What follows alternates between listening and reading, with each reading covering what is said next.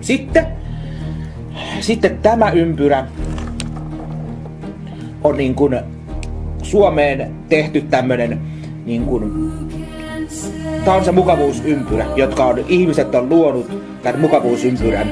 Ja tässä on ihmisiä tässä mukavuusympyrässä niin pirusti.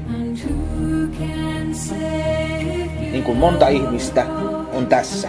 Sitten jos tästä mukavuusympyrästä joku poikkeaa pois, että tämä katkeaa tästä. Tähän tulee niin kuin tämmönen seinä, näitä tästä niin kuin poistuu joku pois. Ja se on nyt tämä henkilö. Tämä ei ole naimisissa, eikä ole töissä, ei seurustele, ei tee yhtään mitään, niin tätä henkilöä pidetään loserina ja sellaisena, kun se on tässä ihmisten luovassa ryhmässä, missä kuuluisi olla kaikki, niin kuin, jotka seurustelee, jotka on töissä ja tällaista, niin ne on tässä ympyrässä, jonka ihmiset on luonut tähän niin kuin Suomen, että pitäisi olla tässä yhteiskunnassa. Mutta jos siitä poikkeaa nämä henkilöt, niin sitten sitä aletaan mollaamaan ja haukkumaan ja pitämään loserina ja todesta ihmettelee, että miksei se ole töissä, eikö se seurustele, ei se tee yhtään mitään.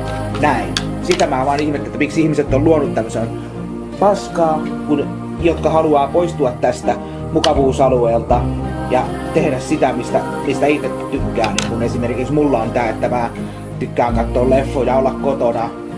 Tällaista. Mä en ymmärrä, kun ihmiset on vaan heti ihmettelee sitä ja huutelee sitä ja niin kuin sanoo, että mene töihin, on heti naamat ihan siellä missä sattuu ja on ihan.